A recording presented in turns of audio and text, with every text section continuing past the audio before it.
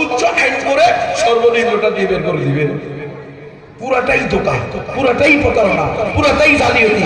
গত 53টা বছর আমরা এই ধোঁকার মধ্যে পড়ে গোলক দাদার মধ্যে ঘুরতেছি। কয় একদল খায় আরেক দল হা করে আসা, তুমি গেলে আমার এখন শুরু হয়েছে না, অলরেডি মিডিয়াতে আসতেছে। ক্ষমতায় না আসতেই ভাগাভাগি শুরু হয়ে গেছে, ক্ষমতা না আসতেই দখলবাজি শুরু হয়ে গেছে। দেখেন নাই কয়েকটা মাহফিলে অলরেডি বাধা দেওয়া হয়ে গেছে, মসজিদের ভিতরে আযান বন্ধ করে দিয়েছে। জাহাঙ্গীরনগর বিশ্ববিদ্যালয়ে আমার বোনের বোরকা নিয়ে, হিজাব নিয়ে, হাত মোজা পা মোজা নিয়ে কটূক্তি করেছে। তাহলে বুঝেন আপনারা, এই দিল্লির লেসপেন্সাররা যেরকম আমাদেরকে শান্তি দেয় নাই, ওয়াশিংটনের দালালেরাও আমাদেরকে শান্তি দেবে না। সুতরাং রাস্তায় ঘুরে ফিরে আল কোরআন আর সুন্নাহ, খেলাফা আলা মিনহাদিন নবুওয়া, খেলাফত চাই আল্লাহর জমিনে, আল্লাহর আইন। সংবিধান আবার পরিবর্তন হয় কেমনে রে? মুসলমানের সংবিধান আবার পরিবর্তন হয় কেমনে? মুসলমানের সংবিধান তো কোরআন, সিলমোহর মারা কোরআন। পরিবর্তন করতে পারবে? কোন কুলাঙ্গা যদি কোরআন পরিবর্তন করে তার কল্লা থাকবে? তার কল্লা শুনুন, কোরআন পরিবর্তন হবে, বুঝলেন? আর এই সংবিধান 17 বার সংবিধান সংস্কার হয়েছে, এখন 18তম চলতেছে। হিন্দুদের একজন, বৌদ্ধদের একজন, খ্রিস্টানদের একজন, ইহুদিদের একজন, এরপরে হেফাজতে ইসলামের একজন, জামাতে ইসলামের একজন, সর্বনাইর একজন, বিএনপির একজন, বুঝেন নাই?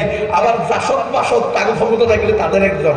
সবাই মিলে হিন্দু, বৌদ্ধ, খ্রিস্টান, নাস্তিক, পাক্কা মোমেন সবাই মিলে যে সংবিধান করবে সবার সন্তুষ্টি চিত্তে, এটা কি কোনোদিন আল্লাহ প্রদত্ত সংবিধান হবে? এটা কোনোদিন মুসলমানের ঈমান রক্ষার সংবিধান হবে? এটা তো এই যে আন্তর্ধর্মীয় সংলাপের সংবিধান, এটা গণতন্ত্রের সংবিধান হবে। সবাই খুশি, হিন্দুরাও খুশি, বৌদ্ধরাও খুশি, ইহুদিরাও খুশি, মুসলমানরাও খুশি, নাস্তিকরাও খুশি। এমন সংবিধানের নামই তো হলো জগা খিচুড়ি। কথা বুঝতেছেন? তাহলে এটা থেকে বাঁচতে হলে এখন একমাত্র ইসলাম লাগবে। এজন্য আপনারা, আমাদের কাজ দুইটা, নিজে পরিপূর্ণ মুসলমান হওয়ার সাথে সাথে প্র্যাকটিসিং হওয়ার চেষ্টা করা। রাজনীতি অবশ্যই ইসলামে আছে, কিন্তু সেটা গণতন্ত্র না। গণতন্ত্র আর ইসলাম একসাথে চলতে পারে না বাবা। মেহেরবানি করে আল্লাহর দোহাই দিয়ে বলি, আমি তো বললাম সুয়ের ছিদ্র দিয়া উঠা সম্ভব, হিমালয় পর্বত আপনাদের জ্বালিয়া পাড়ায় আসা সম্ভব, কিন্তু গণতন্ত্র দিয়ে ইসলাম প্রতিষ্ঠা সম্ভব না। মানে না মানলে 53 বছর ধোঁকা খাইছেন, বোকা হয়েছেন, গোলাম ছিলেন, আর 53 বছর থাকবেন। আমার কিছু যায় আসে না। আমি অলরেডি গুম হয়ে 3 বার কালিমা পড়ে আসছি। আমারে বলছে 3 বার কালিমা পড়তে খরচ পায়ার দিবে। শেষ 10 দিন রিমান্ড গুমে রাখছে, হাত বাজা, চোখ বাজা, কারেন্টের শর্ট দিয়া লটকায়া পিড়েছে সারাদিন। এরপরে 9 দিন রিমান্ডে দিছে, 7 দিন আলাতল, সকাল সন্ধ্যা পিড়েছে। কথা বুঝতেছেন কেন? একমাত্র সঠিক ধর্ম ইসলাম বললাম কেন? গণতন্ত্র চাই না, খেলাফা চাই বললাম কেন? আল্লাহর জমিনে আল্লাহ শরিয়া চাই কেন?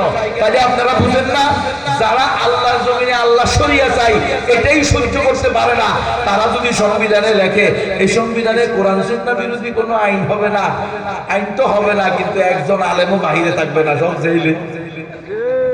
মনে নাই কত স্বৈরাচারের আমলে বলে নাই দেশ চলবে মদিনার সনদ দিয়ে? বলছে না, বলে তো মদিনা সনদ দিয়ে দেশ চলছে। এককালে সব আলেম জেলখানা গেছে।